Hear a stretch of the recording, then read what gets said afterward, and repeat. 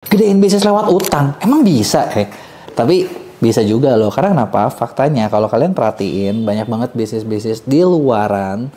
Lo mau dari yang mana nih? Dari yang kecil, dari yang sedang, dari yang gede, dari yang udah go public sekalipun. Kalau kalian lihat semuanya itu nggak ada yang lepas dari yang namanya utang.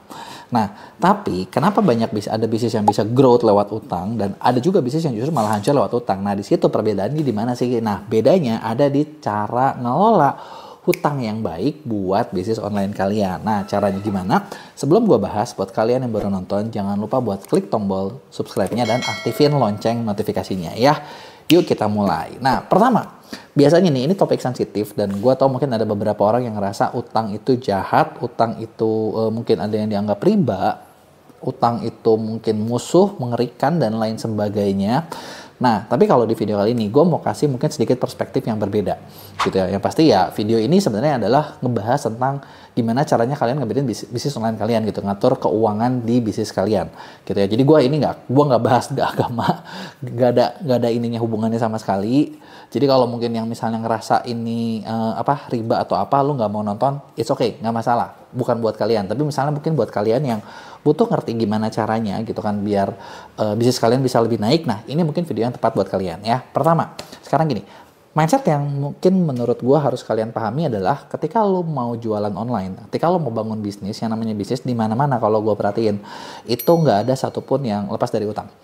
Gitu, bener nggak? Contoh gini deh, sesimpel lo ngambil barang ke supplier, terus lo nggak bayar cash. Lo bayarnya kayak tempo atau pinjem atau konsinyasi atau apapun, itu adalah utang, bener nggak? Dan fair ngomong sih, utang itu mungkin kesannya kayak jahat, tapi kalau lo bisa kelola, ya utang itu sebenarnya bukan musuh, tapi alat. Malah bisa disebut leverage gitu loh. Leverage buat memperbesar bisnis kalian. Kenapa? Karena kalau misalnya kita ngandalin semuanya sendiri, pakai uang sendiri 100%, iya bisa sih, tapi lama gitu kan, bener nggak? Iya, mau lama boleh nggak? Ya boleh aja gitu kan, nggak masalah gitu kan. Cuman kalau misalnya kalian mau growth jauh lebih cepat dan lu punya potensi buat dapetin banyak, iya mungkin kenapa enggak gitu kan. Nah, tapi selain mindsetnya yang gue mau kalian ngerti juga adalah gini, berarti boleh dong kok ngutang misalnya buat bangun bisnis gue atau biar lebih besar, ya boleh-boleh aja. Tapi selama utang itu termanage tuh gimana? Pertama nih, ini biasanya gue bakal bilang cerita kayak gini karena biasanya banyak anak muda itu kejebak di sini, bukannya bisnisnya naik, malah hancur. Karena kenapa? Waktu zaman gue jadi distributor suplemen, gue tuh maksudnya gini ya, kan gue pernah cerita ya di video-video gue yang lain ya, kayak gimana cara gue dengan modal kecil gue bisa untung maksimal. Ya salah satunya adalah dengan leverage gitu loh. Dengan leverage manfaatin ya uang orang lain juga gitu kan. Tapi gue harus manage dengan baik gitu kan. Jadi di satu sisi gue kayak ada ngutang, nah tapi berikutnya gitu ya, nah kalau di bisnis barang nih kita jualan, tapi kita juga biasanya jadi supplier buat orang lain juga. Betul gak? Nah, ada juga nih orang-orang yang ambil barang lewat gue gitu kan. Di situ gue dapat untung. Nah, mereka jualin lagi gitu kan. Nah, di sini yang gue lihat adalah gue juga jadi penghut. Jadi gue ngutang. Terus gue ngutangin ke orang. Bener ya? Nangkep ya? Kebayang ya? Dan gue rasa semua yang jualan pasti pernah deh di posisi ini. Bener nggak? Lu ngutang terus lu ngutangin lagi gitu kan. Nah, di satu sisi adalah gue berusaha supaya cash flow gue sehat gitu kan. Dan gue laksanain gitu kan, gue terusin gitu kan ya selama gue jualan. Maksudnya ketika gue ngambil barang itu yang gue sampai sekarang itu beres gitu. Gue nggak ada kewajiban apapun, gue nggak ada hutang apapun yang tersisa, lunas tuh semua gitu kan. Nah, terus pertanyaannya adalah gimana dengan barang yang gue utangin ke orang? Nah, ternyata sampai sekarang kagak lunas guys. Artinya ada aja nih orang-orang yang kagak bayar gitu. Dan ternyata fun fact-nya adalah ketika gue perhatiin, mereka semua punya kesamaan. Tahu nggak kesamaannya apa? Kesamaannya adalah Gen Z. Anak muda semua. Gue bukan bilang maksudnya Gen Z itu jahat nggak bisa utang, bukan. Tapi ternyata yang gue lihat dalam anak muda masalahnya di sini. Mereka kadang nggak bisa bedain mana yang utang buat bisnis, mana yang utang buat pribadi. Nah, ini nih, kalau lo mau menyalahkan itu, ini please, pedoman pertama, garis pertama, aturan pertama yang kalian kagak pernah boleh langgar adalah jangan pakai utang bisnis lo buat gaya hidup pribadi lo. Karena kalau lo udah kena di sini nih, panjang gitu ya. Gue punya kenalan belum lama, baru ditangkap Dia punya kasus dan ternyata dia punya utang ke orang totalnya beberapa puluh miliar. Dan gaya hidupnya tinggi sekali, dan gue kayak langsung mikir kayak, dia bukannya ada bisnis ya, kok kenapa bisa ditangkap? Ternyata begitu gue pikir, oh gue tahu nih kayaknya nih. Ya dia utangnya beberapa puluh miliar, gaya hidupnya tinggi, yang artinya apa? Dia lupa gitu loh garis antara utang bisnis sama utang pribadi. Gitu. Kalau kayak utang bisnis ya lu boleh pakai contoh gini, apapun itu lu puterin, tapi lu harus ngitung gimana caranya buat besarkan bisnis lu. Jangan sampai utang bisnis itu dipakai buat pribadi juga. Contoh gini, lu ngutang nih, dapat uang berapa? 1M. Ya 1M itu 100% dalam bisnis lu. Buat stok, buat marketing cost, buat apa. Boleh nggak misalnya gua ambil dikit deh ganti handphone baru? Kagak. Boleh nggak? Handphonenya kan tapi kan buat bikin konten yang nantinya bisa buat ini. Kagak. Kalau itu nggak penting-penting amat, jangan. Gitu kan. Atau misalnya nanti lu pakai, oh gue jamu klien ceritanya, padahal makan-makan sendiri gitu kan. Atau lu buat gaya hidup, itu jangan. Gitu ya. Jadi itu adalah sesuatu yang harus lu bedain. Nah, kedua adalah di sini gini, lu harus tahu gitu ya. Lu bisa ngitung, harus bisa ngitung nih. Tapi ya memang gini ya, kalau memang mau bisnis kalian harus bisa ngitung. Kagak boleh lo kagak bisa ngitung, bener nggak? Ya, lo harus bisa ngitung berapa untung bersih lo, ya dengan dipotong semuanya apapun, semua biaya yang ada, gitu kan? Berapa proyeksi pesimis dari bisnis lo setiap bulannya? Nah, proyeksi itu harus pesimis, kagak boleh optimis. Maksudnya gimana pesimis tuh gini, contoh ya, oke. Gue dapat modal nih 1M. Oh, kan mungkin gue punya stok barang, gue punya ini, gue punya itu, gue punya ini gitu ya. Nah, gue harus pesimis paling jelek sebulan ketika gue dapat 1M ini, gue harus dapat berapa? Pesimis itu ibaratnya sejelek-jeleknya berapa deh? Gitu. Atau bahkan gini, ketika gue ambil 1M, jangan berpikir 1M itu bakal langsung meningkatkan omset. Karena enggak. Ya, kecuali lu memang udah punya order yang lu kagak punya duit buat nyetoknya. Kalau lu kagak punya order lu masih segitu-segitu aja, pesimisnya berapa? Ya udah, income bulanan lu adalah pesimisnya. Gitu. Jangan berpikir itu bakal jadi sesuatu yang tambahan. Ya. Nah, dari sini gitu ya. Nah, dari sini, berarti kan lu punya income pesimis nih. Nah, baru bikin cap-nya. Cap-nya apa? Sebenarnya cap-nya itu kalau mau ketat itu standar bank. Standar bank tuh kayak gimana sih? Standar bank tuh kayak gini. Lu mau nyicil apapun itu, total cicilan lu maksimal 25% sampai 30% dari income bulanan lo. Dan income bulanan jangan optimis. Optimis tuh gini, oke, biasa gue dapet sih sebulan untung 50 juta. Ya kalau gini jadi 100 juta deh, aman dong kalau 100 juta. Nah, kalau lu kayak gitu, itu optimis. Dan itu biasanya kagak nyampe. Bener nggak? Nantinya ujungnya stres, nantinya ujungnya kagak bakalan kekejar. Nah, kalau gini kan jadi kontradiksi ya. Kontradiksinya adalah, tapi kan gue minjem buat ngegedein bisnis. Iya, tapi lu minjem dalam ngegedein bisnis, memperbesar volume, itu kadang bukan dalam 1-2 bulan, bisa jadi dalam 3-4 bulan. Terus udah gitu model pembayaran lu. Nah, ini pertama ya. Jadi kedua, batasnya adalah segitu. Nah, dari batas lu tuh harus bayarnya gimana nih? Kan ada yang modelnya itu adalah bulanan. Bener nggak? Cicilan kayak KPR. Ya dong, sistem KPR tuh kan. Jujur, gue waktu awal ngebangun Mea, gue banyak banget kebantu KPR. Sampai waktu itu pernah ada orang bank nanya ke gue, kok kenapa sih lu kayaknya tiap tahun ngambil satu gitu? Ya memang gue membesarkannya begitu. Gitu, maksud gue, sampai mereka nanya gitu, kok lu sampai banyak banget sih gitu, cicilannya banyak gak? Banyak. Tapi gue ketika lagi mau ngambil, gue selalu ngitung dengan pesimisnya, sebelumnya berapa, ketika ini gue ngambil berapa. Apalagi kalau gue kan butuhnya tempat, bener nggak? Dan yang namanya tempat, lu perlu sadar gini, kadang misalnya ini dari cerita pengalaman pribadi gue ya, misalnya nih gue butuh tempat baru, kita buat operasional seperti apa, dan ketika beli, atau misalnya mau beli atau mau sewa mau apapun, kadang itu tuh nggak mungkin 100% udah siap. Artinya perlu ada renovasi. Dan rata-rata dari pengalaman gue, ketika gue ngambil satu tempat baru, gue butuh budget buat memperbaiki. Dan setelah itu, fun fact-nya adalah, ini fun fact dan kabar yang paling menyebalkan buat gue adalah, mungkin sampai itu operasional dengan benar, itu butuh waktu kalau di gue 1 tahun. Jadi 1 tahun pertama tuh nambah beban doang, nggak ada untungnya. Setelah di 1 tahun, baru mulai kepake segala macam, baru itu menghasilkan. Kebayang kan lo.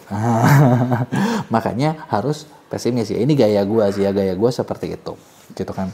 Nah, gaya kalian ya mungkin kalian beda-beda. Nah, itu adalah yang perlu maksudnya lu udah harus lihat pesimisnya, udah gitu lu harus pastiin itu berhasil. Dan ketika lu ngitung, pastiin juga gini, sekarang gini deh, misalnya kalau misalnya ketika kalian ngutang dan itu ternyata ada sesuatu yang jelek, ada nggak yang bisa bantu kalian, atau misalnya ada sesuatu yang bisa jadi bumper kalian? Makanya di awal sebelum ngutang gue pernah bahas tentang video gue yang lain, adalah lu punya dana darurat. Dana darurat itu penting. Karena kalau misalnya lagi utang udah numpuk, segala macam udah numpuk, pusing. Bener ya? Nah, terus ketiga, lu harus punya matriks. Yang berikutnya adalah lu harus punya indikator dari ketika gue nambah uang ini tuh bekerja apa enggak sih? Kan kita pengennya dia bekerja. Tapi ini kerja apa enggak? Karena kadang gini, kita dapat duit sebagai pengusaha ya. Pengusaha itu kadang butuh duit ya, butuh modal iya. Tapi kadang yang ngasilin lu untung banyak, itu bukan duitnya gitu loh. Kadang adalah bener-bener ketika lu bisa nemuin barang yang tepat, ketika barang yang bisa laku, titiknya tepat gitu kan. Dan memang modalnya dikit, tapi nanti untungnya bisa bener-bener banyak. Gitu. Meskipun ya memang tadi lu butuh modal juga ya buat muterin itu semua gitu, karena lu harus cek. Jadi ketika udah lu masuk ini, uang itu masukin kemana, jadi nggak, balik nggak. Dan mungkin misalnya gini, kalau secara pesimisnya, kalau gue tuh suka bikin jadi kayak beberapa plan. Ya mungkin entah gue orangnya nggak terlalu apa ya, kalau Gen Z kan kadang suka terlalu over optimis gitu ya. Masalahnya bukan apa-apa guys, kalau over optimis terus lu salah, hancur semua, maklum. Ini obrolan dari apa ya, non pewaris ya kan, gue non pewaris yang nggak punya peluru di belakang, jadi gue harus ngitung nih, benar. Kalau ini gagal gitu ya, ada nggak plan A, plan B, plan C, plan D, supaya gimana tempatnya ini bisa ngasilin, ya gitu. Nah itu adalah yang lu perlu pikirin, gitu kan. Gimana nih caranya? Nah lu mulai ngitung. Ketika gue masukin di sini, untungnya berapa persen, ininya berapa persen. Kadang mungkin lo bisa hitung sama bunga. Cukup nggak, nutup nggak gitu kan. Nah terus kalau gue biasa gue lihat lagi, setelah gue punya modal, gue membuat sesuatu yang baru, ada nggak hal-hal dari yang lama yang bisa gue efisienkan. Nah biasanya kadang orang tuh suka nggak, sesimpel gini deh guys. Contoh, selama ini kalian misalnya ketika jualan online, lu jualan online, lu endorse banyak, lu ngiklan banyak.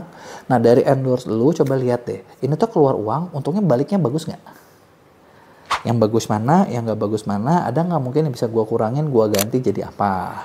Sampel ke afiliator kayak gitu kan, atau kerjasama dengan pihak lain yang bisa memberikan efektivitas lebih tinggi kayak contoh lu iklan lu selama ini kayak gimana, jalan sendiri, pusingnya seperti apa, tim internal lu berapa orang, ininya kayak gimana caranya buat lebih efektif gitu kan. Nah itu adalah yang maksudnya kita coba efektifin, dan kalau bisa efektifin itu bakal jauh lebih bagus. Nah di tracking ini juga ketika lo bikin trackingnya, maksud gue tracking ini lo sebenarnya benar-benar nyatet laporan keuangan lo ya. Nah ketika lo tracking, lo juga perlu tahu gini, kira-kira ketika gue minjem berapa ROAS yang gue dapat. Nah karena gini guys, contoh yang jadi masalah adalah ketika misalnya kita hutang itu kan macam-macam modelnya ya, bisa lewat bank, bisa lewat mana, bisa lewat ke orang, bisa pinjaman, bisa apa segala macam gitu kan. Nah ada misalnya kayak model kayak ini ya, cicilan misalnya kayak lu jaminin sertifikat.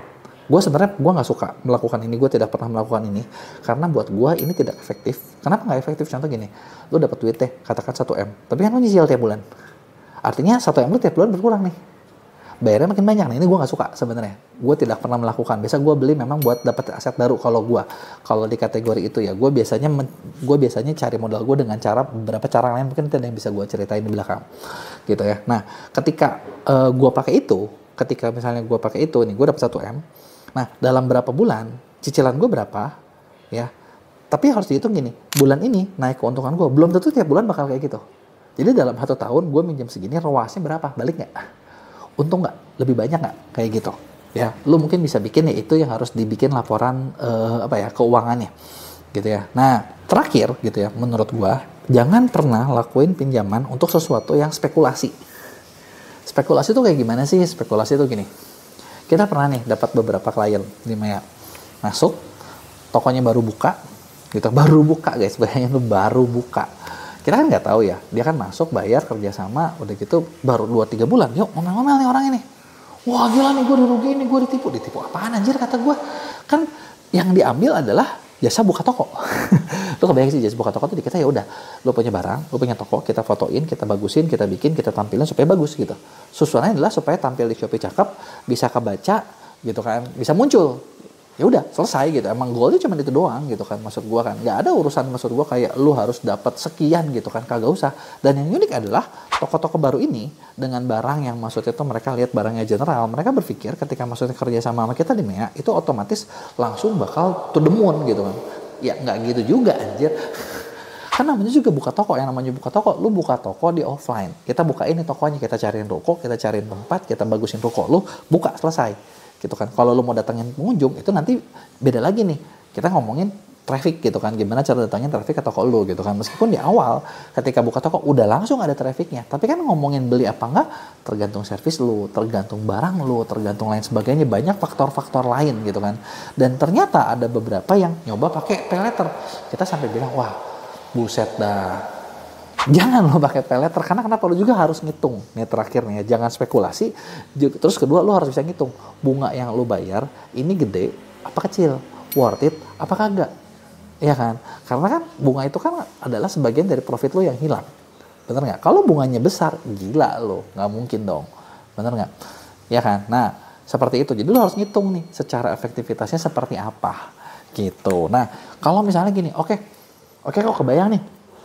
Gue kebayang caranya, tapi gue nggak tahu mau kerjasama dengan yang pihak seperti apa nih. Misalnya buat yang jualan seperti itu. Gitu kan. Nah, sebenarnya Mea tuh kita lagi mau bikin kerjasama sama satu perusahaan dari luar. Gitu kan, dimana perusahaan ini bisa bantu funded, kerjasamain, mendanai gitu kan bisnis online-nya teman-teman gitu kan. Cuman pasti ada syaratnya apa ya, bisnisnya udah laku, terbukti dengan mana omsetnya tuh kayak udah di atas 300 juta sebulan, lu bisa gitu kan. Dan kita bikin kerjasama yang menarik, di mana menariknya gini, sistemnya itu bukan bunga tapi GMV sharing. Kebayang nggak lo, GMV sharing dari omset lu, dan yang diurusin adalah, nah yang diurusin tuh ini gokil nih menurut gue nih, satu, inventory. Jadi barang kalian nggak perlu simpen di gudang kalian lagi, nggak usah simpen di tempat kalian, tapi kita kerjasamain dengan pihak lain, nanti dibayarin sama joint venture kita ini. Gitu, kita mau bikin joint venture seperti ini nih ya, kita yang biayain tempatnya, kita yang packingin, ya kan, udah lu tinggal kirim barang, dibiayain, dipackingin. Terus buat modal gimana? Modal itu lu bisa dapat up to 180% dari omset. Jadi kalau omset 300 juta, lu bisa punya modal sampai 500 juta. Keren kan? Lumayan tuh, growth-nya bakal cepet tuh ya. Nah, di mana 90% dalam bentuk inventory, jadi stok lu nanti bakal, lu butuh buat repeat order segala macam, gak usah pusing. Lu ciptain produk aja, nanti dari pihak kita yang mendanain. Stok lu jadi unlimited nih, ya kan? Kecuali kalau waktu pengerjaan ya, gue nggak bisa ngomong. Kan gue nggak tahu waktu pengerjaan barang-barang kalian. Kedua, 90% berikutnya adalah kita dalam bentuk marketing dolar. Nah, marketing dolar tuh apa gitu kan? Marketing dolar itu biaya iklan, biaya konten, biaya live, segala macam. Lu udah bener-bener timnya jadi nggak perlu banyak gitu loh. Nggak perlu pusing, udah ada yang ngerjain semuanya. Dan targetnya apa? Naikin omset. Gitu kan? Dengan profit sharing dari omset kalian. Dan ini itu cuman kurang lebih dengan semua service tadi ya, dengan lu udah dimodalin, lu udah digudangin, lu dikirimin, marketing diurusin, itu kurang lebih cuma 11-12%. Gila, ini lagi gokil banget, karena di tempat lain ada platform yang besar bikin, tapi nggak sampai pendanaan, itu aja dia minta untuk diurusin kayak gitu 19%. Jadi ini bakal gila banget, tapi mungkin untuk beberapa seller terpilih aja. Jadi misalnya buat kalian, misalnya yang mau kerja sama, lu boleh ngobrol sama tim kita, gitu kan. Karena ya, gue bilang ya, syaratnya tadi 300 juta doang omset lu. Jadi kalau lu udah memenuhi syarat, nah lu bisa dicobain dengan konsep yang seperti ini, biar bisnis kalian itu bisa lebih tumbuh lagi, gitu ya. Nah, jadi kurang lebih kayak gitu. Beberapa hal yang bisa lu pertimbangkan ketika lo mau gedein bisnis kalian di online. Kalau ada pertanyaan, langsung aja tulis di komen, gue bakal jawab di Q&A. Jangan lupa buat like dan share. Bisnis kalian udah bagus, tapi stuck di situ-situ aja. Mungkin ini waktunya sekarang lo belajar tentang ekspansi bisnis. Wah, ekspansi bisnis gimana nih? Sebenarnya kan ekspansi bisnis komplit ya, complicated ya maksud gue ya. Karena gini, ekspansi bisnis apalagi kalau di online ya, ini kan gue sering banyak bahas banget tentang e-commerce dan lain sebagainya, bisnis online. Ekspansi bisnis itu macam-macam. Bisa misalnya, contoh, lu bikin kategori produk baru. Nah, itu kan ekspansi tuh, bener nggak? Atau misalnya kalian lagi mau mencoba platform baru. Mungkin selama ini cuma di satu platform, mau coba yang kedua, yang ketiga.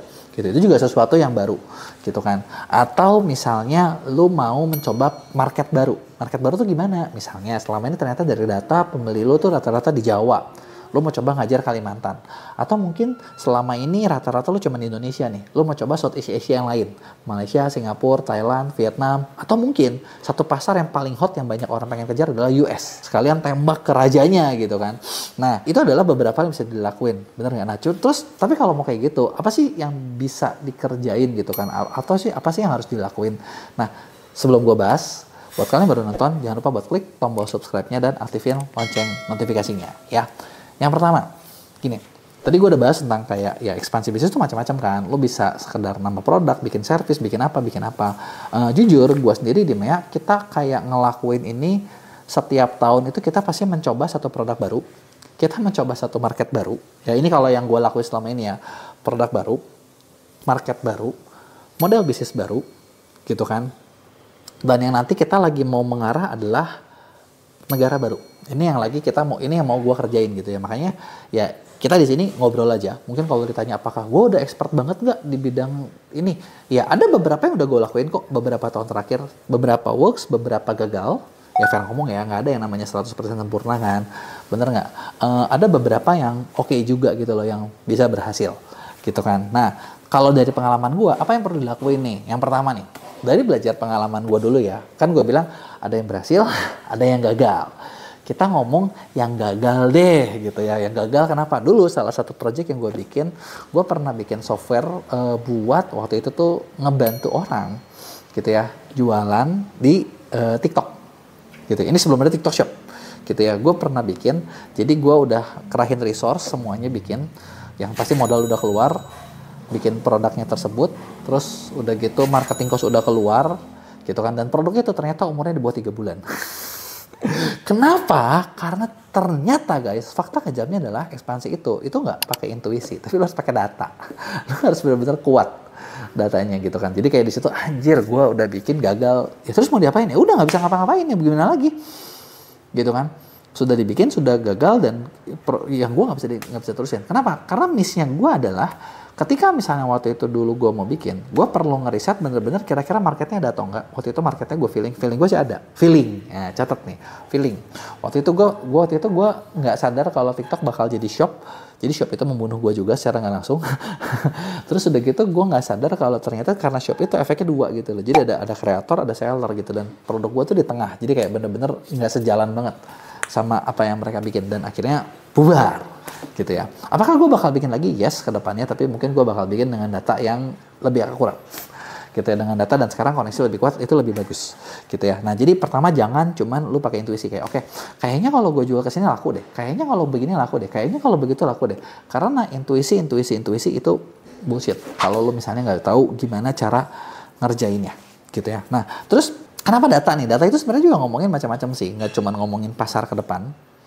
Ya, tapi sebelum ekspansi, ya waktu itu ya untungnya ketika gue bikin gagal ya gue nggak terlalu bermasalah, karena ada 3 hal yang maksudnya lo perlu cek. Pertama, finansial lo gimana? Nah, ketika lo mau ekspansi, apakah lo tuh mempertaruhkan semuanya dalam satu peluru ini, atau lo tuh masih punya yang lain? Waktu gue bikin dan gagal, gitu ya, ya udah, gue udah memang udah punya peluru cadangan gitu. Jadi ketika ditembak, gedor, gagal guys, ya udah nggak masalah, peluru lain masih ada, aman, operasional berjalan, tidak ada masalah, dan ya udah running aja gitu kan. Jadinya buat gua nggak jadi problem gitu kan. Dan finansial ini juga ketika lo lagi mau nge-launching dan lo ketika mencoba ekspansi ya, yang pasti ekspansi itu pasti bakal butuh banyak modalnya gede, pasarnya gede. Sesimpel gini deh, misalnya kalau yang gua alamin ya, lo mau bikin produk baru, produk apa nih yang lagi mau dibikin? Misalnya selama ini kalian jualan fashion, terus begitu besok lo mau jualan handphone gitu.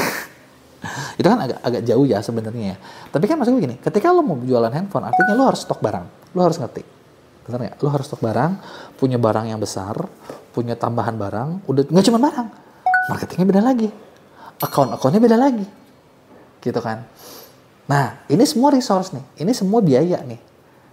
Gitu kan. Nah, dan apakah itu nanti bakal laku? Belum tentu. Ya kan? Makanya finansial itu benar-benar yang harus dipersiapkan. Siap nggak nih? Kalau nggak siap, gagal. Bener nggak? Kedua, operasionalnya terus udah modal, lo harus tahu nih operasionalnya kuat nggak buat ngebagi timnya. Gitu kan. Kalau timnya nggak kuat, mungkin harus nambah orang baru. Gitu. Karena gini, yang gue ngalamin ya, Mea itu sekarang punya hampir 200 orang, dan dari sejumlah tim yang kita punya, divisinya beda-beda banget, timnya banyak-banyak banget, dan ketika kita mau coba sesuatu yang baru, tim kita juga udah banyak, tapi tim kita aja kadang kurang gitu. Kita kayak, oh kalau buat ini butuh orang satu lagi di sini, butuh orang satu lagi di sini, butuh ini lagi di sini. Emang nggak bisa pakai AI? Udah, udah dicoba untungnya efektif, tetap aja nggak bisa ngegantiin manusia secara total kan, bener nggak? Jadi ya itu, operasionalnya kuat nggak? ininya kuat nggak? Bebannya kemana? Finansial lagi. Bener nggak? Yang ketiga. Nah, yang ketiga adalah apa? Marketnya. Marketnya ketika lo mau ekspansi, udah siap belum? Ada nggak yang juaranya? Ada nggak jagoannya? Kalau udah ada jagoannya, ketika lo mau menang dari mana nih? Menang dari service? Menang dari pendekatan? Menang dari mana nih? Menang dari koneksi? Menang dari network? Atau main harga? Karena bisa jadi gini. Contoh, ya, ini yang gue pernah ini yang gue kadang suka alamin. Gue coba satu pasar baru, gitu ya. Dimana kita udah lihat nih, oh oke. Pasar ini selama ini mungkin belum ada market leadernya, ada yang rada kuatnya ini, kita coba masuk, kita coba menang. Sebenarnya gue nggak pernah coba ngadu perang harga, karena menurut gue kalau udah perang harga, waduh udah deh, hancur deh, gitu ya. Tapi nggak tahu kenapa, misalnya ketika kita masuk dan ternyata kita mendisrupsi itu adalah dapat sebagian pasar, suka ada petahana gitu ya, yang pejabat sementara gitu ya, langsung yang dilakukan adalah perang harga. Wah kalau lagi ini gue langsung, wah ini orang panik nih. Terus kalau panik gimana? Ya kalau kita ya udah, kita coba bikinlah service lain, kita coba bikinlah berbagai hal lain yang bikin kita lebih mahal, lu jadi murahnya sekalian. Itu kan bikin gue jadi premium, lu jadi murahan. Ya memang sih ada yang nggak bisa keambil ya udah, who cares gitu. Kalau gue sih seperti itu gaya gue biasanya, tapi maksud gue ya kan kita bisa lihat gitu kan jalannya seperti apa gitu kan, beda-beda. Nah terus berikutnya, oke, lu udah cek data finansial, lu udah cek data operasional, lu udah cek data pasar. Nah terus ketika lu mau ekspansi nih, apalagi bisa dilakuin gitu ya. Nah, ketika ekspansi, menurut gue sih ada beberapa cara untuk ekspansi itu bisa berat, apa bisa gampang. Gitu ya. Bisa berat atau bisa gampang gimana? Kalau berat artinya adalah lu lakuin semuanya sendirian. Lu ekspansi dan lu menggunakan tenaga lu sendiri. Buat gue itu paling, gue dulu di awal selalu mencoba seperti ini. Tapi ternyata makin kesini, gue sekarang merasa makin malas gitu ya, melakukan seperti itu. Kenapa? Capek. Beneran, kalau sendiri semuanya, capek. Ibaratnya gue harus buka pasar, gue harus begini, gue harus begitu, gue harus begini, gue harus begitu, dan wah melelahkan sekali. Nah terus apa yang sekarang gue lakukan? Nah gue rasa salah satu cara yang paling efektif adalah dengan cara lu berkoloni. Kalau sekarang, koloni itu gimana? Koloni itu gini. Ini yang gue ngalamin ya, misalnya. Gue lagi pengen, tadi kan gue sempat bahas di awal ya, gue mau coba masuk ke Southeast Asia. Gitu ya, nah Southeast Asia. Asia Tenggara berarti coba pasar Malaysia, Singapura, Thailand. Gitu kan. Itu kan negara sebenarnya kecil ya penduduknya dibanding Indonesia, tapi jangan salah daya beli mereka lebih gede, yang artinya secara income lebih besar gitu ya. Apalagi misalnya kalau di Singapura mungkin kayak beberapa jenis bisnis kalau service itu kita jadi berasa murah banget gitu, kita naikin harga 2 kali lipat aja, 3 kali lipat buat mereka masih murah gitu kan. Nah gimana cara buat dapatnya nih? Nah kalau gue sendiri masuk ke Singapura, gue buka pasar di sana, wah itu kayaknya melelahkan. Nah apa yang bisa gue lakuin? Sebenarnya gue lakuin simple. Ada nggak partner yang bisa bantu memperkenalkan gua jauh lebih cepat? Nah, kalau ada partner itu lebih enak. Bener nggak? Dan ketika kerja sama dengan partner ya berarti gini, oke, gua butuh lu gini, lu bisa bantu gua apa nih? Gitu, kebayang nggak? Sesimpel kayak gitu ya. Dan kayak beberapa pasar, gua udah nemu nih, oh, gua mau ke sini, misalnya gua bisa kerja sama dengan TikTok satu. Gitu ya, karena di Indonesia perusahaan gue dikenal di MEA itu selalu dikenal sebagai top di berbagai divisi TikTok. Kalau kita mau open ke abroad, mereka bukain, mereka kenalin, dan mereka bisa kenalin kita lagi mau cari apa nih, mau cari seller, cari apa, mereka bisa kenalin ke kita, mereka bisa kasih data yang bisa kita pelajari dan kita bisa masuk ke sana, gitu kan. Nah itu yang bisa gue lakuin. Terus udah gitu gue kerja sama lagi dengan ada perusahaan lain nih yang memang udah punya pasar di sana, mereka kebantu sama kita di Indonesia. Bisa nggak seperti itu? Nah berkoloni itu kan mereka bisa memperkenalkan kita ke marketnya mereka yang mungkin bisa jadi market kita juga. Yang artinya lebih enak, dapat kepercayaan lebih tinggi. Gitu ya, itu berkoloni. Nah tinggal berkoloni, nah lu tinggal pilih, kalian tinggal pilih nih. Kalian lagi mau kemana nih? Oke, lu mau ke Jogja, lu mau buka pasar apa? Pasar domestik kah? Pasar lokal kah? Pasar internasional kah? Nah, ada nggak yang bisa jadi partner di situ? Kalau ada jadi bisa partner di situ, ya itu kan berarti kan membantu kalian juga dong, bener nggak? Misalnya, lu nggak kenal siapa-siapa, ya udah gini deh, lu kenal sama gua, lu kenal sama kita di MEA, nah kita lagi mau pasar kemana? Nah, lu bisa juga nih kerjasama sama kita buat buka pasar ke situ. Yang memang kita udah ada gitu ya, yang kita udah ada, kita bisa bantu lu buat ke sana, gitu kan? Jadi kan bisa dua cara tuh, bisa manual, bisa kerjasama. gitu ya. Nah, terus berikutnya apalagi yang bisa lu lakuin nih kalau misalnya lu lagi mau ekspansi. Nah, berikutnya sebenarnya kalau lu buat ekspansi juga, lu bisa bikin yang namanya simulasi skenario. Ekspansinya lu mau kayak gimana. Jadi lebih ke bikin kayak target-target action plan yang terukur.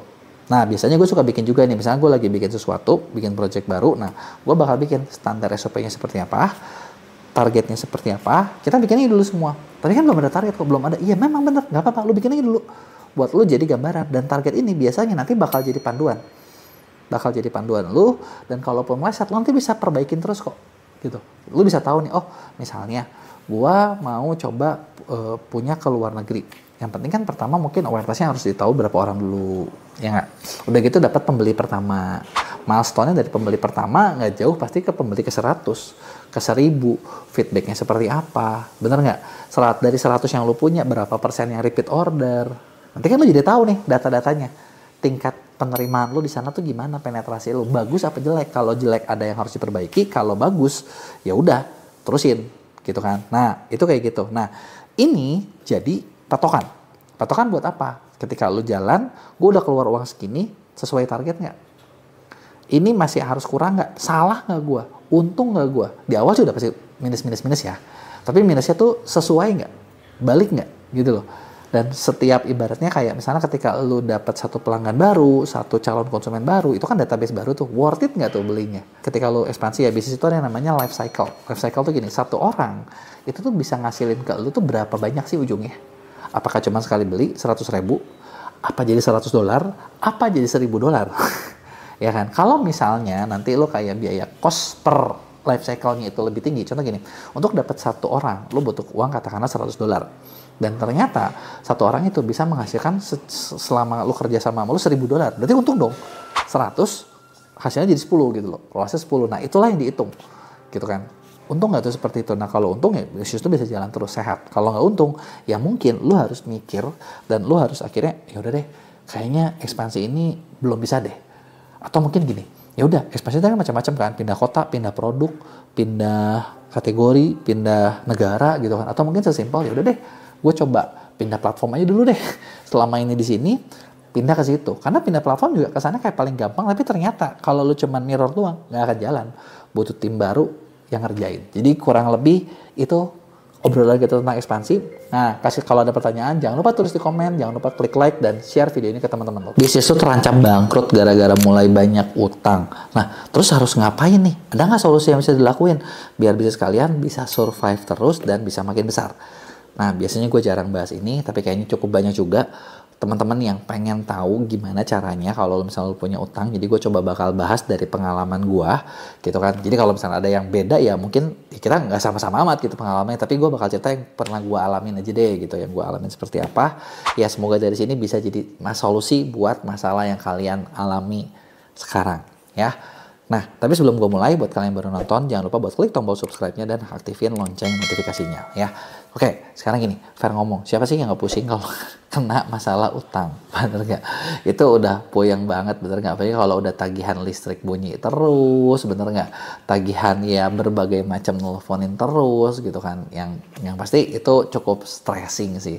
Makanya sebenarnya gini, fair ngomong nih, kalau misalnya lo udah terjebak ya gue juga nggak tahu, maksudnya gue coba kasih ya ini ya, gue kasih solusi yang pernah gue alamin ya. Tapi kalau misalnya lo belum gitu kan, dan lo ini, gue bukan bilang utang itu jahat, tapi utang itu gini, yang pertama kali paling penting adalah lo harus tahu ketika kalau lo punya utang, ini tuh utang produktif apa utang konsumtif, ini yang paling penting pertama.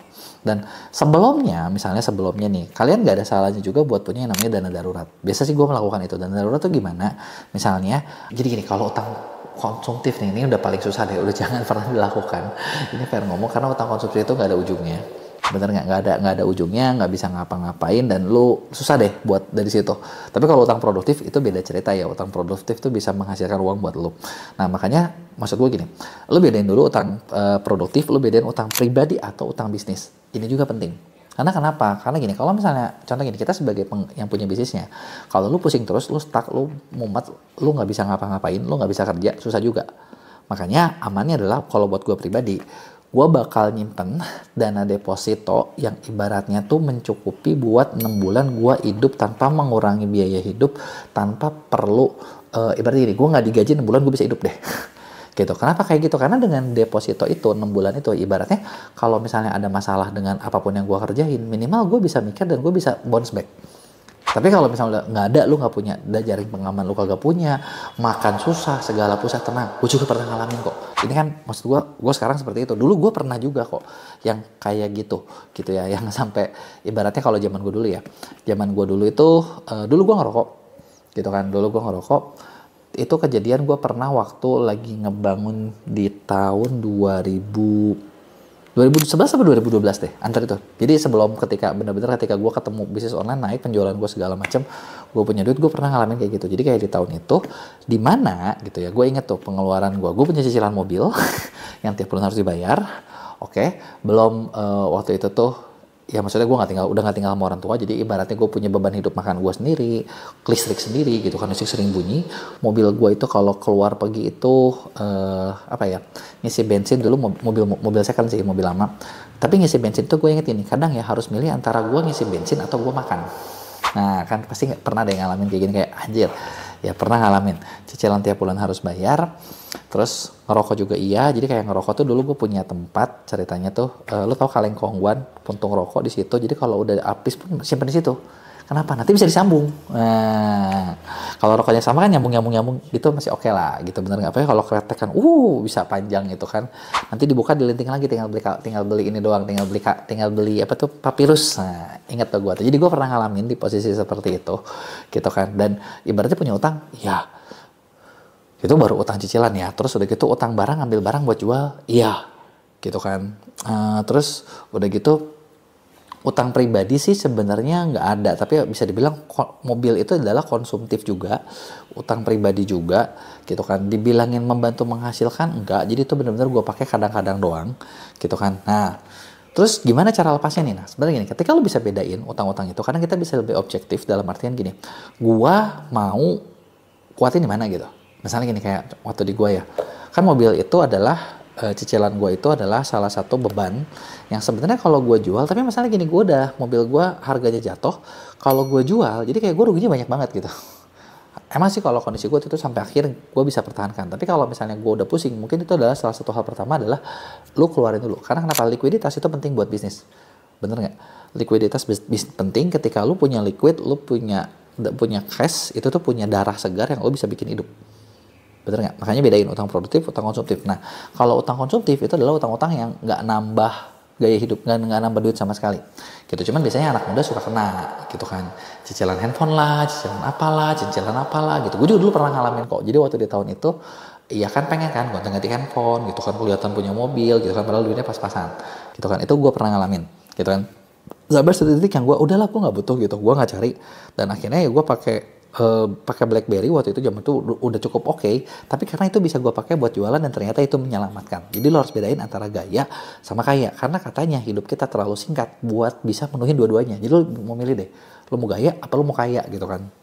Ya udah, jadi nggak gaya nggak apa-apa, yang penting jadi kaya beneran, bener nggak? Nah kemudian hutang tersebut lo susun berdasarkan prioritas gitu ya. Nah yang susun tuh gimana? Misalnya gini, zaman gue dulu tuh cicilan mobil gue ada, gue harus bayar, ya kan gue ngambil barang, gue harus bayar juga kan, ngambil barang gitu kan. Itu pertama ngambil barang dan bayar itu adalah buat gue salah satu yang gue nggak boleh miss, karena kalau gue hilang kepercayaan, gue nggak dapat barang lagi, gue nggak bisa jualan. Bener kan? Hutang-hutang yang bunga tinggi ada nggak? Dulu ada, gue juga hutang-hutangnya memang dibilang gede-gede banget nggak, waktu itu cuman kayak handphone, elektronik dan segala macam yang akhirnya gue lepas gitu ya, udah gue buang-buangin deh gitu, gue jual-jualin deh, rugi nggak apa-apa, karena gini, gue punya itu nggak ngasilin duit, buat apa? Bener nggak? Tapi kalau gue punya itu dan itu gue ngasilin duit, ya oke, gitu kan. Nah terus selain lo, tadi kan gue bilang lo harus bedain utang bisnis, utang pribadi, terus utang konsumtif, utang produktif gitu ya. Kalau utang produktif nggak masalah, utang konsumtif yang bermasalah, bener nggak? Dan ketika lo beresin, lo berarti harus punya sumber income, bener dong? Dapat duit dari mana? Nah kalau waktu itu, gue coba nyari nih, ketika gue jualan produk segala macam, nah ada nggak celah di mana untungnya paling gede? Apakah lo retail, apakah lo langsung ke konsumen, atau kalau kemana? Nah sekarang jadi masalah gini, gue tahu buat kalian jualan online, terus gue harus gimana nih harganya banting-bantingan, ininya kayak gini, ininya kayak gitu, guys. Yang lo perlu sadar adalah tempat jualan banyak, bener nggak? Ya, lu misalnya di e-commerce ada banting-bantingan bayarnya lebih lama ya, lu bisa jualan direct kok. Lu bisa bikin website sendiri kok, gitu. Zaman sekarang banyak banget kok lu bisa bikin website yang murah meriah, bisa langsung jualan gitu. Lu bisa coba nih pakai link kreator gitu. Itu murah banget gitu kan, bahkan bisa lu coba gratis, yang penting tinggal lu niat doang. Bener nggak? Kalau waktu zaman dulu gua karena produk gua suplemen mirip ke obat, dulu gua tuh nyari ke pasar, nyari ke orang yang banyak sakit, cari ke orang yang banyak tua, gua tawarin. Gue bikin kayak pemeriksaan kesehatan kayak begituan, gue jualan langsung. Dan yang namanya retail itu jauh lebih untung. Dan dari untung retail gue yang lumayan besar profitnya, disitulah gue bisa makan, gue bisa ngumpulin bayar cicilan gue bisa beli rokok, nyambung rokok batangan gue yang udah pendek-pendek itu, umurnya dari situ, karena ada sesuatu yang profitnya besar. Nah ini yang lo harus tahu. Kalau lo kagak tahu, susah. Bener nggak? Nah, terus ketika dari utang itu lu bayar, mana dulu yang harus dibayar gitu. Kan utangnya kan macam-macam nih. Nah, ingat gini, utang itu ada yang bunga berbunga, ada yang nggak, ada yang cepat, ada yang pendek. Nah, paling gampang adalah ketika lu punya masalah kayak gitu, lu beresin dari yang kalau bisa bunganya paling gede, dan kalau bisa tuh lu cepat beresin gitu. Jadi kayak yang jangka pendek, karena gini, contoh, lu punya 6 tagihan setiap bulan gitu ya. Terus 6 tagihan tiap bulan, dan tiap bulan gak berubah, malah jadi nambah 7, 8, 9, itu makin pusing. Jadi kalau bisa goalnya adalah dalam berapa bulan pertama beresin dari 6 jadi 5 nih. Dari 5 jadi 4, dari 4 jadi 3, dari 3 jadi 2, dan seterusnya. Nah itulah cara yang bisa lo lakuin gitu kan. Nah sambil diusahakan adalah lo buat hutang lo ini ada nggak yang bisa mendatangkan cash flow. Meskipun kalau misalnya gue cerita kayak gini, dan buat banyak teman-teman yang kalau lagi lihat ini gara-gara pengen lepas dari hutang, misalnya hutang udah susah jadi cash flow. Tapi ada nggak yang hutang jadi cash flow? Atau gini, lu nambah hutang baru ketika ini, tapi itu tuh bisa jadi cash flow yang positif. Tapi lu itu harus pasti. Cash flow positif tuh kayak gimana? Ya contoh gini deh, sesimpel kayak gini. Lu bisa beli mobilnya mungkin mobil second yang lu bisa jadiin rental, dan lu bisa jagain, dan itu bisa nambahin untung. Cuman kalau lagi berat banget, jangan. Ini mungkin udah di tengah-tengah, karena biasanya gini, orang itu gimana ya, ketika kita lagi susah duit, semua orang nggak ada. Bener, susah duit itu semua orang nggak ada, terus nggak ada solusi. Tapi ketika duit lo lagi banyak, atau kenapa orang banyak datang, nawarin duit lagi, padahal gue udah nggak butuh duit anjir, udah lebih dari cukup. Memang ya itulah manusia tuh seperti itu. Nah, kalau bisa, lu juga bisa cari sumber pendapatan lain yang nggak ada beban utang baru. Sesimpel gini, kalau zaman sekarang, lu bisa jualan, lu bisa promosi, ya coba deh, lu sambil nge-live streaming, lu jadi nge-affiliate selain barang lu sendiri. Gitu. Bisa nggak dapetin yang lain? Mana tahu dari situ bisa dapet penjualan yang lebih gede. Karena ternyata banyak juga loh seller-seller yang dapat untung lumayan dari affiliate. Jadi intinya menurut gue adalah kalau lagi punya utang ya, semua tuh pasti ada masalah, semua orang pasti lagi ngalamin beratnya. Tapi ketika maksudnya lo mencari solusinya ada kok, solusinya nggak jauh kok gitu. Tinggal kita mau nggak ngelakuinnya. Kita kalau ada yang mau tanyain, jangan lupa buat kirim di komen. Gue pengen tahu feedback dari kalian. Jangan lupa buat like dan share ke teman-teman lo yang lagi butuh tentang topik ini.